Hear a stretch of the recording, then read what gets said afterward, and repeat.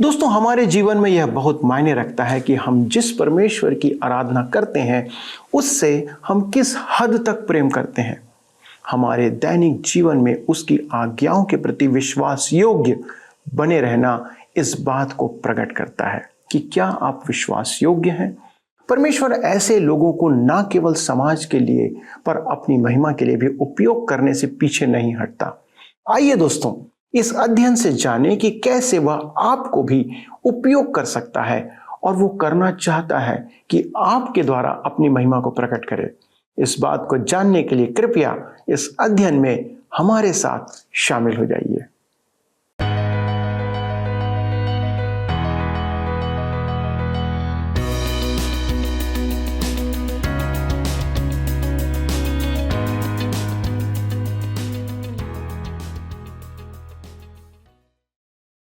प्रिय मित्रों, आप सबों को नमस्कार। यदि आप जीवित और सच्चे परमेश्वर की बातों की ओर सच्चे मन से आते हैं तो वह आपके जीवन में दखल करेगा, दखल देगा और आपके लिए उत्तम प्रबंधक और रक्षक बनकर सदा खड़े रहेगा कि कोई आपके जीवन में काल बनकर ना आए। बाइबल ये नहीं कहती कि आपके जीवन में संकट नहीं आएंगे, परंतु बाइबल ये कहती है, दूसरा इतिहास की पुस्तक 16 अध्याय 9 पद में, देख यहोवा की दृष्टि सारी पृथ्वी पर इसलिए फिरती रहती है कि जिनका मन उसकी ओर निष्कपट रहता है, उनकी सहायता में वह अपनी सामर्थ्य दिखाए।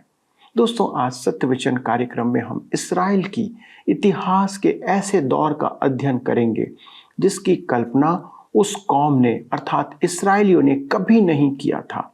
समय तय था कि पूरी कौम एक ही दिन, एक ही समय में पुरातन हिंदुस्तान से कूश देश तक समाप्त हो जाए, लेकिन सर्वशक्तिमान परमेश्वर हस्तक्षेप करना आरंभ करता है।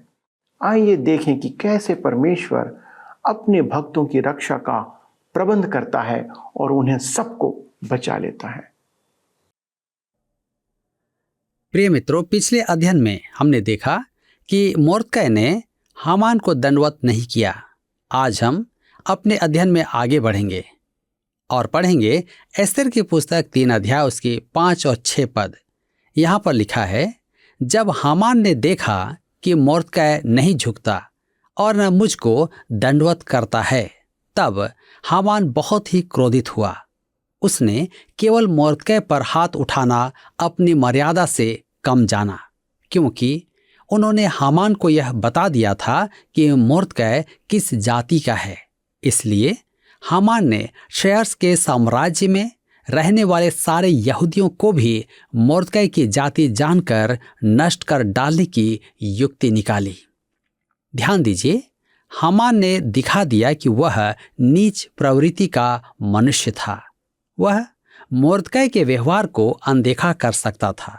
इधर मोर्दकै परमेश्वर के लिए खड़ा होना आरंभ कर रहा है, तो उधर हामान अपनी संपूर्ण धृष्टता से शैतान के लिए खड़ा हो रहा है। सबसे पहले हम उसका ओछापन देखते हैं। संपूर्ण कहानी में हामान का घृष्ट चरित्र प्रकट होगा। आगे चलकर देखेंगे कि वह अपनी पत्नी के कंधों पर सिर रखकर रो रहा है। वह कुछ ऐसा कहेगा जैसे, संसार में मैं जो चाहता हूं मुझे मिल सकता है, इस राज्य में मैं जो चाहूं प्राप्त कर सकता हूं, परंतु वह छोटा यहूदी मुझे दंडवत नहीं करता है। वह एक छोटा सा मनुष्य है जो इस प्रकार की बात से परेशान हो रहा है। अब हामान एक भयानक योजना बनाता है। वह शेर्स के राज्य में रहने वाले सब यहूदियों का सर्वनाश करना चाहता है। मेरे मित्रों, मुझे पूरा विश्वास है कि उसे परमेश्वर की प्रतिज्ञा का ज्ञान नहीं था जो अब्राहम को दी गई थी। यहूदियों को आशीर्वाद देने वालों को वह आशीष देगा और उन्हें श्राप देने वालों को वह श्राप देगा। परमेश्वर इस प्रतिज्ञा को पूरी करता है। इतिहास में हम देखते हैं कि जिन राष्ट्रों ने यहूदियों को समाप्त करना चाहा, उन राष्ट्रों का यहूदियों ने जनाजा देखा। हिटलर ने उनका सर्वनाश करना चाहा था, परंतु वे तो अब भी हैं। हिटलर और उसके अनुयायी ही समाप्त हो गए। जी हाँ, परमेश्वर ने अपनी प्रजा की रक्षा का उत्तरदायित्व उठा रखा है। यह सत्य है कि उनका सर्वनाश नहीं हुआ, एक चमत्कार ही है। निश्चय ही परमेश्वर ने उन्हें सुरक्षित रखा है। एस्तर की पुस्तक में भी हम यही देखेंगे। मोर्दकै के व्यवहार को देख दिन प्रतिदिन हामान के क्रोध की अग्नि भड़क रही थी। आइए हम पढ़ें एस्तर 3 अध्याय उसके 7 पद। लिखा है, राजा क्षयर्स के 12वें वर्ष के निसान नामक पहले महीने में हामान ने अदार नामक 12वें महीने तक के एक एक दिन और एक एक महीने के लिए पूर्व अर्थात चिट्ठी अपने सामने डलवाई।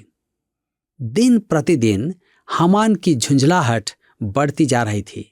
वह जब जब नगर द्वार से निकलता था तब तब सब उसे दंडवत करते थे, परंतु यह छोटे कद का मोर्दकै सीधा खड़ा रहता था। हामान को यह बात चुभती थी, अतः उसने कुछ करने का निश्चय किया। हामान यह जानकर कि मोर्दकै द्वारा उसे दंडवत न करना उसका धार्मिक प्रत्यय था, उसने संपूर्ण यहूदी जाति का विनाश करने की ठानी कि उसकी समस्या का समाधान हो जाए। हामान ने जादूगरों को बुलाया और उनसे समय ज्ञात करने को कहा कि किस दिन यहूदियों के संहार का समय होगा।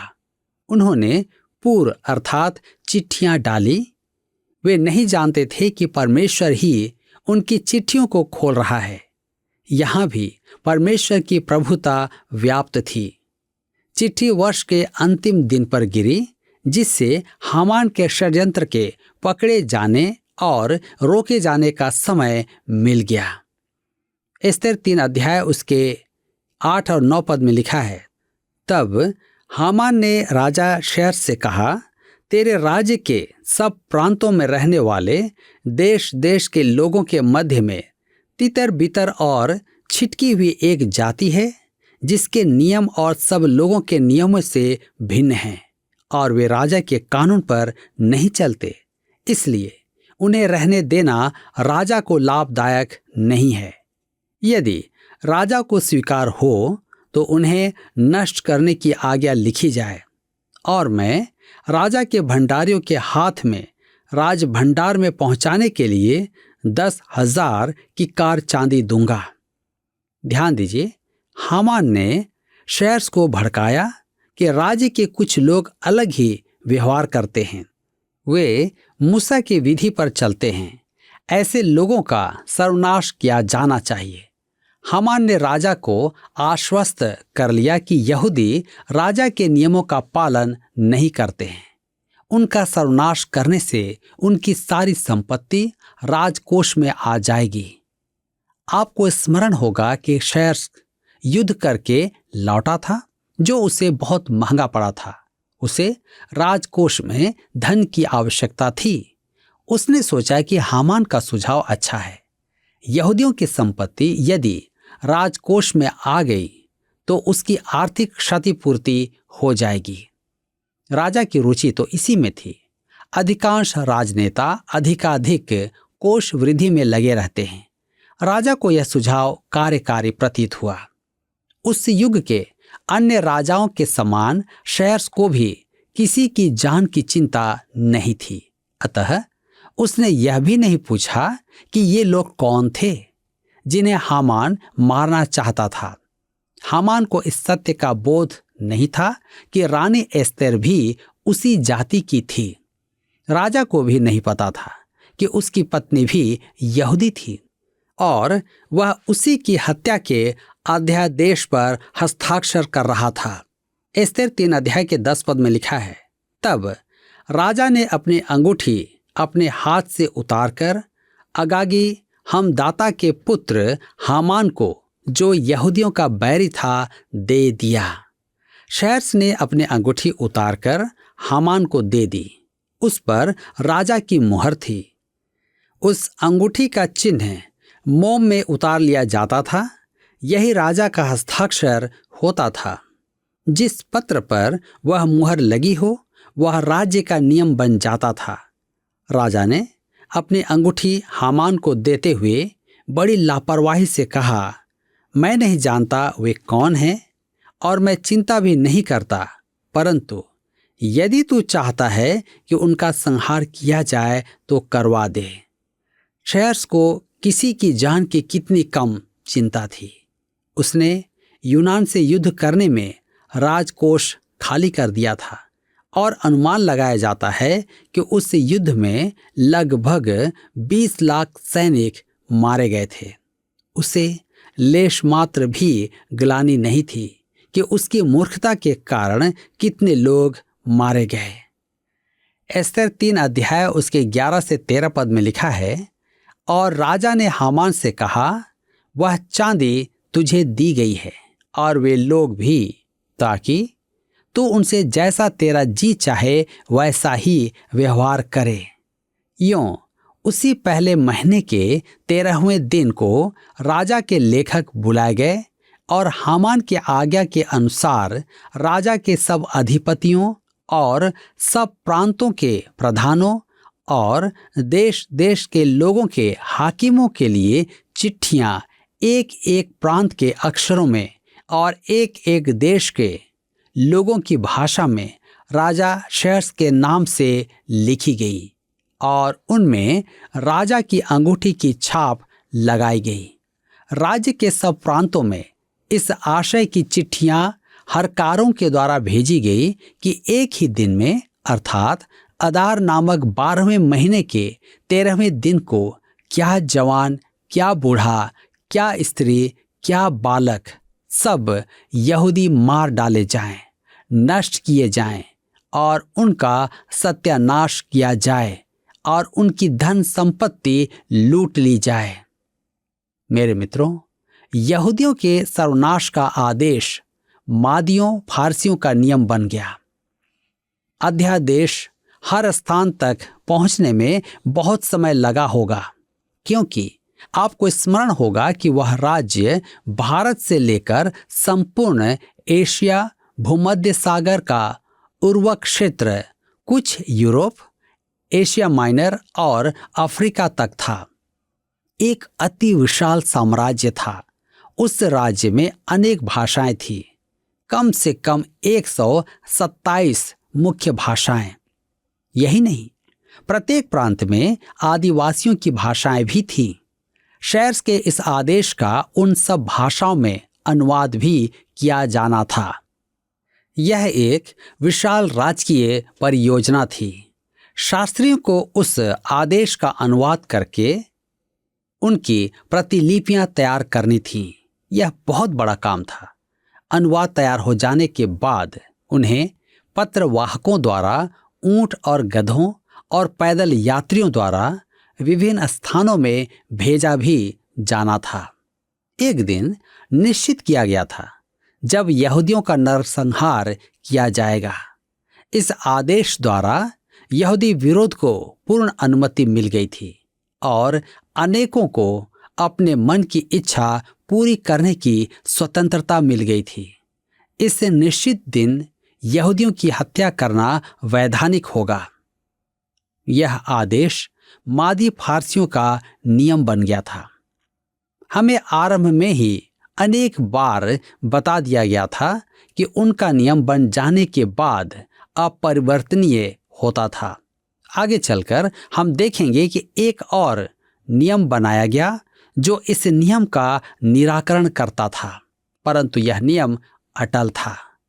एस्तेर 3 अध्याय उसके 14 और 15 पद में लिखा हुआ है, उस आज्ञा के लेख की नकलें सब प्रांतों में खुली हुई भेजी गई कि सब देशों के लोग उस दिन के लिए तैयार हो जाएं। यह आज्ञा शूशनगढ़ में दी गई और हरकारे राजा की आज्ञा से तुरंत निकल गए। राजा और हामान तो दाख मधु पीने बैठ गए, परंतु शूशन नगर में घबराहट फैल गई। ध्यान दीजिए, शूशन की जनता विमूढ़ थी। यहूदी देशद्रोही नहीं थे, उन्होंने कोई अपराध नहीं किया था। फिर उनके सर्वनाश का ऐसा कठोर नियम क्यों? यद्यपि वे यहूदियों को पसंद नहीं करते थे और उन्हें अलग संस्कृति के परदेशी मानते थे। नागरिक उन्हें मारना नहीं चाहते थे। वे समझ नहीं पा रहे थे कि शहस ने ऐसी आज्ञा क्यों निकाली। उस शाम आप ऊंट सवारों को आदेश ग्रहण करते देख सकते थे। मित्रों, राज्य इतना बड़ा था कि सैकड़ों पत्रवाहक काम में लग गए होंगे। आप उन सवारों को इस नए नियम की प्रतिलिपियां ले जाते हुए देख सकते थे। एक दल दक्षिण की ओर, दूसरा उत्तर की ओर, तीसरा पूर्व की ओर और चौथा पश्चिम की ओर रवाना हो गए। वे पूरी रात यात्रा करके किसी छोटे नगर पहुंचे।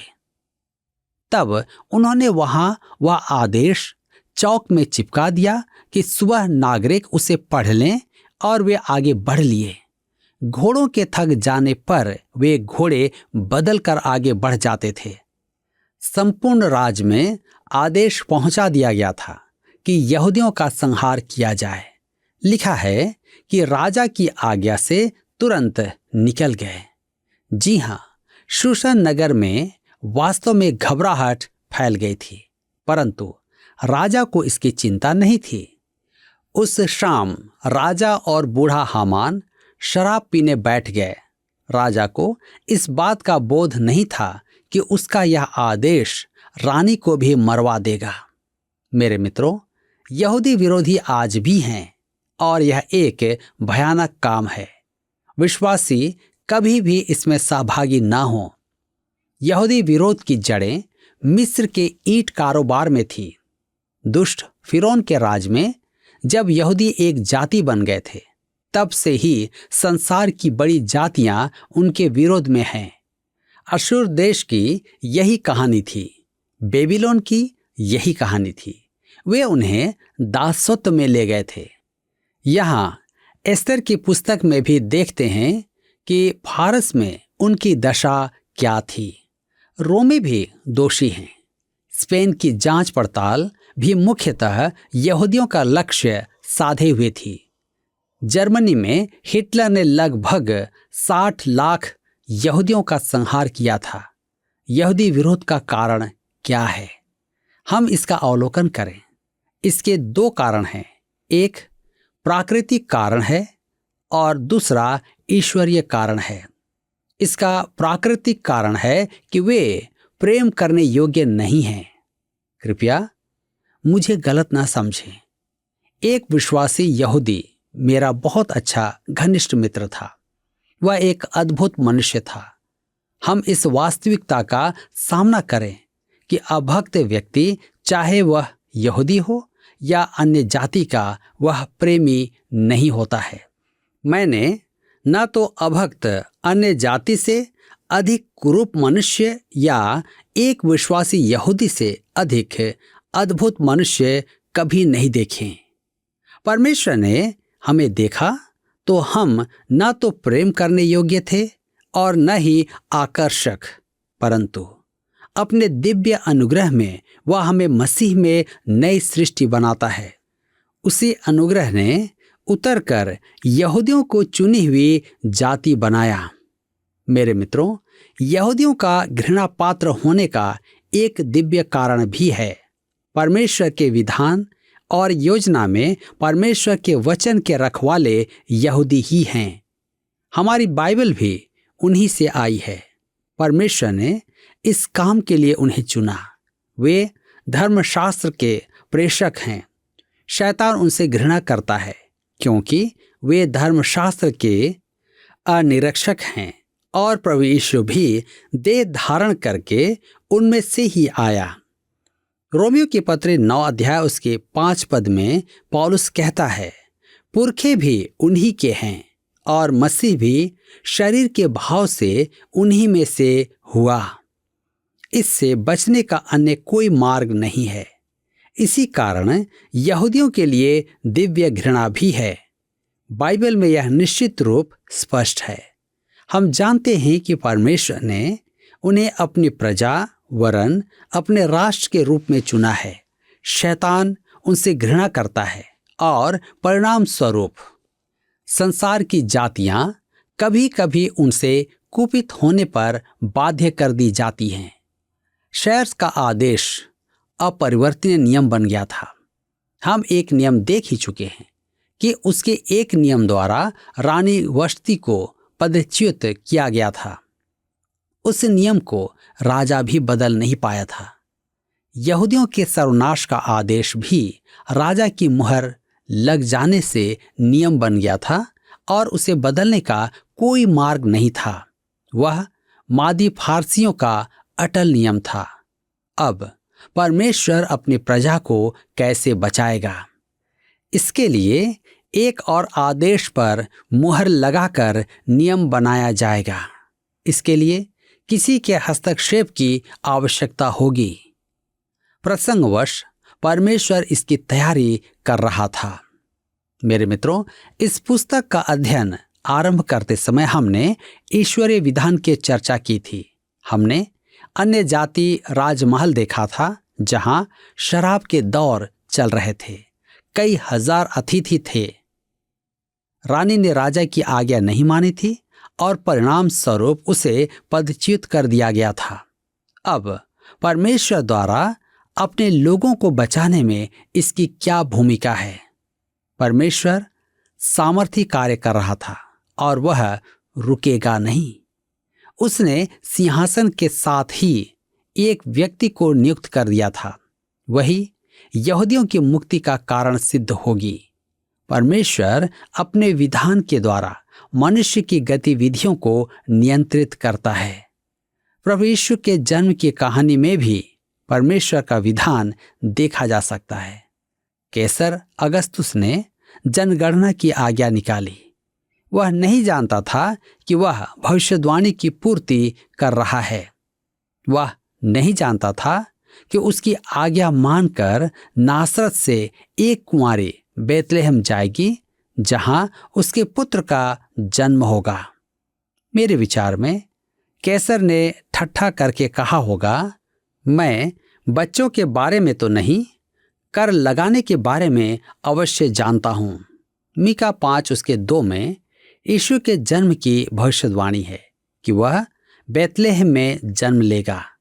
कैसर ने सही समय पर आदेश पर मुहर लगाई कि मरियम बेतलेहम जाए और प्रभु यीशु को जन्म दे। परमेश्वर कैसर के सिंहासन पर था। परमेश्वर शेर्स के महल में भी था। परमेश्वर अपने लोगों की चौकसी करने के लिए खड़ा रहता है। मेरे मित्रों, आज आप जहां भी हैं, जिस परिस्थिति में भी हैं, इस बात को जाने कि परमेश्वर अपने लोगों के लिए खड़ा रहता है। वह आपको जानता है, आपकी आवश्यकताओं को जानता है और वह जानता है कि आपको इस समय रक्षा की आवश्यकता है। यदि आप उसकी ओर निहारेंगे तो निश्चय जाने कि वह आपकी सहायता करेंगे। प्रभु आप सबको इस वचन के द्वारा आशीष दे। प्रिय दोस्तों, आज का अध्ययन ये प्रकट करता है कि परमेश्वर आपके और मेरे जीवन में कार्य कर सकता है। मुर्दकै पूर्व में अपनी बुद्धि के अनुसार चल रहा था, लेकिन परमेश्वर उसे भविष्य में अपनी महिमा के लिए उपयोग करता है। दोस्तों, परदेश में रहकर वह परमेश्वर की व्यवस्था का पालन करने के बदले अपनी बुद्धि का उपयोग करता है और यहूदी नियमों को ताक में रखकर एस्तेर को रानी बनाने का कदम उठाता है। परंतु जब परमेश्वर के तुल्य किसी और को दंडवत करने का समय आता है तो मर मिटने के लिए भी तैयार हो जाता है, अपने जीवन को समाप्त करने के लिए भी तैयार हो जाता है। इसलिए परमेश्वर उसके द्वारा से कार्य करना आरंभ करता है। अगले अध्ययन में हम देखेंगे कि परमेश्वर की उपस्थिति राजभवन में प्रवेश करती है। दोस्तों, परमेश्वर हमारे समान सामान्य व्यक्ति को, पूरी जाति को, लोगों को बचाने के लिए उपयोग कर सकता है। यदि परमेश्वर इतिहास में ऐसा कर चुका है तो वह आज भी हमारे साथ, आपके साथ, मेरे साथ ऐसा कर सकता है और करना चाहता है। बस वह हमें देखना चाहता है कि हम उसकी महिमा के लिए किस हद तक जा सकते हैं, किस हद तक खड़े होने को तैयार हैं। आइए दोस्तों, प्रार्थना करें कि हम में से हर एक उसकी ओर फिरे ताकि वह हमारे जीवन के द्वारा कार्य करे और अपनी महिमा को प्रकट करे। आइए प्रार्थना करें। पिता, आपको धन्यवाद देते हैं कि आपके पवित्र वचन में ऐसी शिक्षाएं हमें मिलती हैं जो हमें उत्साह से भर देती हैं, उम्मीद और विश्वास से भर देती हैं। और यकीनन प्रभु, आज का ये अध्ययन हमें इस बात के लिए विश्वास से भर देता है कि हम भी प्रभु आपके लिए दृढ़ता से खड़े हों, हमारा जीवन आपकी महिमा के लिए उपयोग किया जाए। और प्रभु, यदि हम आपके द्वारा किसी अद्भुत कार्य के लिए उपयोग किए जाएं, इससे बड़ी बात हमारे जीवन के लिए और कुछ नहीं हो सकती कि प्रभु स्वर्ग का परमेश्वर अपनी महिमा के लिए हमें उपयोग करे। हमारे सारे दर्शकों के लिए विनती है प्रभु कि आप उन्हें अपनी महिमा के लिए ऐसे ही उपयोग करें कि उनके द्वारा से एक ऐसा कार्य संपादित हो प्रभु जो आपने सिर्फ उनके लिए ठहराया है। और आपकी महिमा प्रभु इसके द्वारा आप प्रकट करें, ताकि हम इसमें अपना बड़प्पन नहीं, अपना बड़बोलापन नहीं, परंतु आपकी महिमा को कार्य करने दें। धन्यवाद देते हैं प्रभु हमारे सारे दर्शकों के लिए, उनके इस समर्पण के लिए, उनके प्रेम के लिए जो वे आपके वचन से करते हैं। धन्यवाद के साथ इस विनती को प्रभु यीशु क्रिस्ट के नाम से मांगते हैं, आमीन। दोस्तों, क्या आज के अध्ययन के द्वारा से आपने कुछ निर्णय लिया है कि आप परमेश्वर के लिए क्या करेंगे? यदि ऐसा कुछ है तो कृपया हमें इस बात को बताएं ताकि हम उस विषय के लिए निरंतर प्रार्थना करते रहें। यदि आप आशीष को प्राप्त कर रहे हैं तो अकेले इसे अपने तक ना रखें, परंतु अपने मित्रों को, परिवारजनों को भी इसमें शामिल करें। अगले प्रसारण में इस अध्ययन को आगे बढ़ाएंगे। तब तक परमेश्वर की महिमा के लिए कार्य करते रहें। प्रभु आपको आशीष दे। पिछले अध्ययन के प्रश्न का उत्तर है डी, उन्हें नाश करने की युक्ति। कल के अध्ययन में यहूदियों के इतिहास में बार बार होने वाली जिस घटना की चर्चा की गई थी वह है उन्हें नाश करने की युक्ति। आज के अध्ययन पर आधारित प्रश्न है, संसार के इतिहास में हमें यहूदियों के विरोध के दो कारण बताए गए हैं। एक है प्राकृतिक और दूसरा है खालिस्तान। ए ईश्वरीय, बी राजनैतिक, सी जातिवाद, डी भौगोलिक। मित्रों, इस प्रश्न का उत्तर हमें कल सुबह 6 बजे से पहले विकल्प ए, बी, सी या डी के साथ अपना नाम, पता, स्थान के साथ 9651433397 पर SMS या व्हाट्सएप करें। सभी विजेताओं को विशेष पुरस्कार प्रदान किए जाएंगे। धन्यवाद। क्या आपको यह कार्यक्रम पसंद आया? अभी हमें एक मिस कॉल करें और आप अगले विजेता हो सकते हैं।